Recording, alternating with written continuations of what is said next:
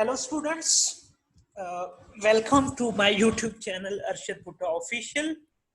The topic which we are going to discuss today, that is net present value. This topic is suitable for the students. Those are preparing for CMA USA exam. Those are preparing for ACCA paper F9. Those are preparing for ACCA paper F2. As well as for the students of CA Pakistan, CA India, and ICMA Pakistan. Those are taking strategic financial management paper, and all the students for of university level, those are taking subject of financial management or corporate finance. This is the basic discussion about net present value. In my upcoming lectures, I will talk about the complex scenarios of net present value. So let's start. What is the agenda of today's session? We are supposed to discuss what is NPV, net present value, what is the decision rule about NPV. Then we will talk about what does it means? What means by NPV? That the figure which you are getting after calculating your NPV, what is the meaning of that figure? Then we will talk about how we will calculate our NPV. And in the last session, we will talk about advantages of NPV and disadvantages of NPV. So what is NPV? Very simple definition. It is sum of present values of all cash flows involved in a project. So here we are taking the concept of net present value as compared to basic payback period, where we were just taking future cash flows. Here we are using what? The future cash flows present value. You must have to be remember that all the cash flows, those are happening at year zero. Their present value is same. So NPV is sum of present values of all cash flows involved in a project. So we may have some cash flows at year zero and some cash flows for the future time period. What is the decision rule? As I discussed with in my last lecture about payback period, that we may have two types of projects. One is mutually exclusive projects. For mutually exclusive projects, we can opt only one project. For these projects, we will opt the project with the highest positive NPV. In most of the texts, you will find the word opt the project with positive NPV. Technically, it's wrong. If your project's NPV is negative, say you have 4 projects and all projects NPV is negative, in that case, we will not choose any single project. If all 4 projects have positive NPVs, we will go with the highest positive NPV project. If out of those 4, 2 projects have positive NPV, we will go with the highest positive NPV project. Then for non-mutually exclusive projects, we will opt the projects those have positive NPV. All the projects those have positive NPV, we will opt those projects. So this is the decision rule about how we will opt, how we will decide from different projects. What does it mean? If our project's NPV is positive, it means this project is financially viable. This is financially beneficial for you guys. Then if NPV 0, the project is at break even. If NPV negative, project is not financially viable. It's a loss-making project. So in any case, we will not opt the project which have NPV negative. Okay. Now, how to calculate NPV? Here I am assuming for future cash flows that we have net cash flows. For that purpose, this is an example where we have uneven cash flows. In this example, we have uneven cash flows. At year 0, we have initial investment of 100,000 negative. At year 1, year 2, year 3, and year 4, we have different net cash inflows. Without bracket means you have positive cash flows, inflows. What we will do, we will discount to calculate the present values. I am assuming again the discount factor is uh, cost of capital is 10%. For that cost of capital, we have these discount factors. So we just multiplied these discount factors with their respective cash flows to calculate the present values. For year 0, 100,000 times 1, it is 100,000. So it is concluded that at year 0, your cash flows and present values have same figure. For the cash flows at year 0, your present value is same figure, because year 0 discount factor is always 1. I have already discussed in detail in time value of money that how we will calculate our discount factors, which is 1 plus r par minus n. For year 1, we just multiply discount factor with our cash flows. Again, these discount factors you can find from your table also, which will be given to you during your exam, and you can use the formula. For year 2, we multiplied 30,000 with 0.826, we got this figure. And for year 3, 40,000 times 0.751, we got 30,000. And 40 for year 4, 50,000 times 0.683, 34,150, and our NPV is 25,330 positive. It means the present values of cash inflows is greater than the present value of cash outflows. So this project NPV is positive. Now, I use the same data, but I just increase the cost of capital interest rate from 10% to 15%, from 10% to 15%.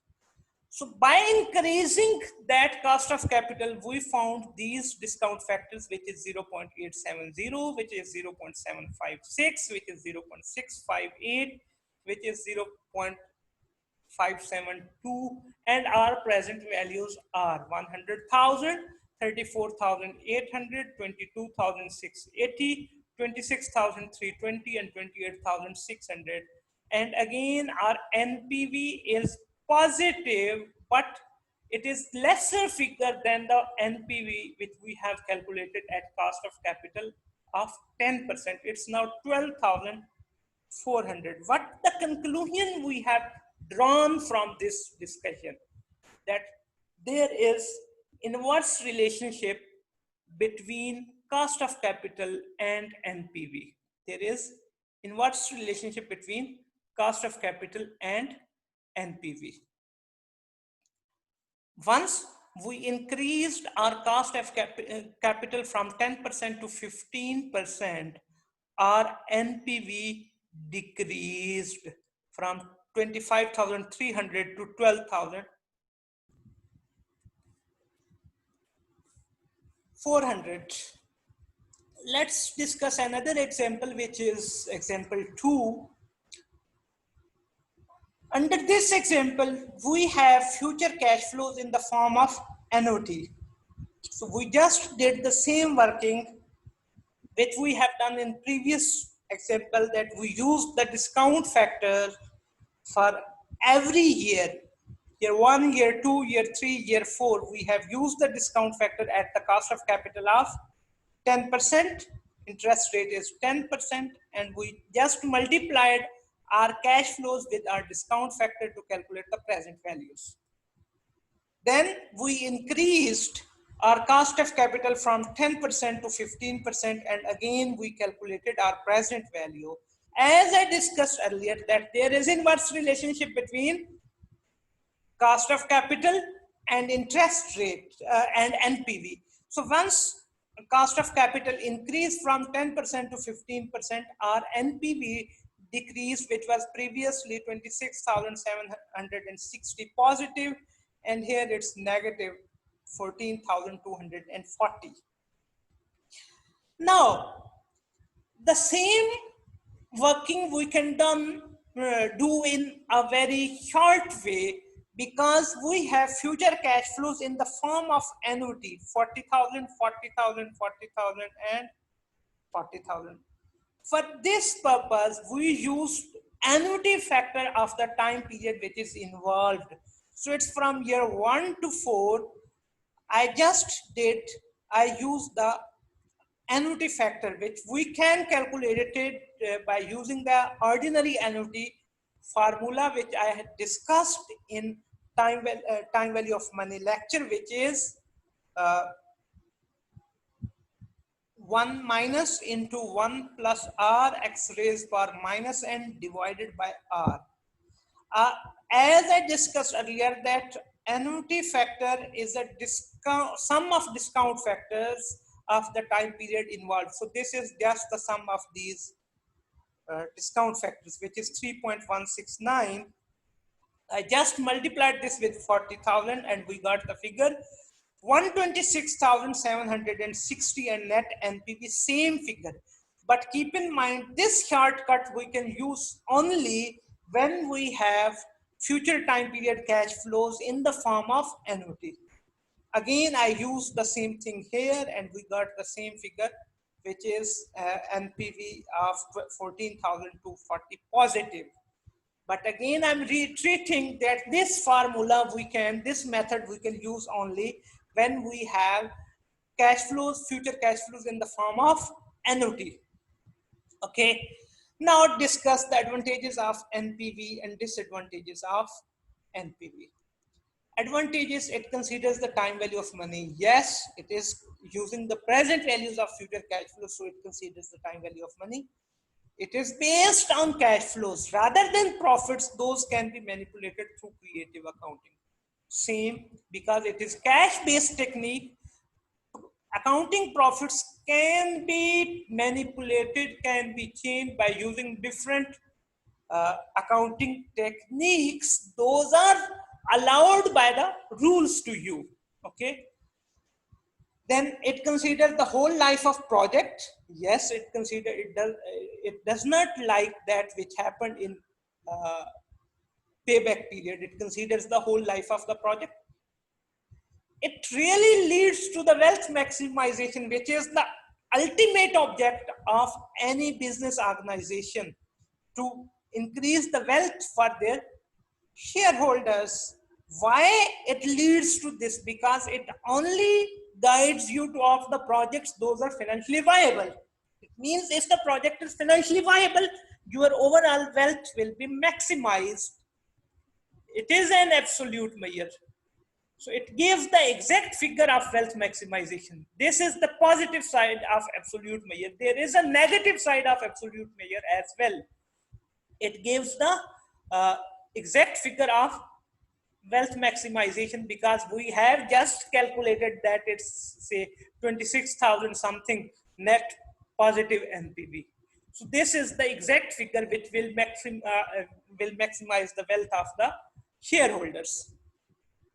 Then on demerit sides, we have, it is difficult to explain to manager. It cannot be understood by the common people.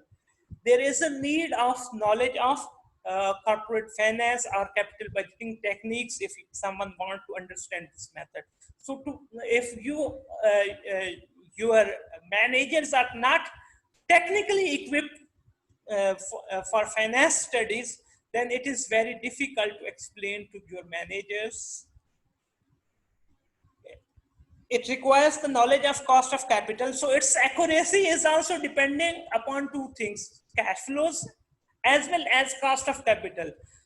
We will discuss in another section when we will talk about cost of capital, what are the factors those will affect your cost of capital. But NPV accuracy is based on whether your cost of capital is accurately known to you or not. It is absolute measure. It cannot be used for comparative purpose. It is difficult to understand. You require some special knowledge. Its accuracy will depend upon your assumptions about your cash flows. Okay. So these are the disadvantages of NPV method. Thank you very much for your time. I hope you may have enjoyed my lecture. Kindly subscribe my YouTube channel, press bell icon that you will get the latest notification about my latest videos. In next session, I will discuss about IRR, internal rate of return. Thank you very much.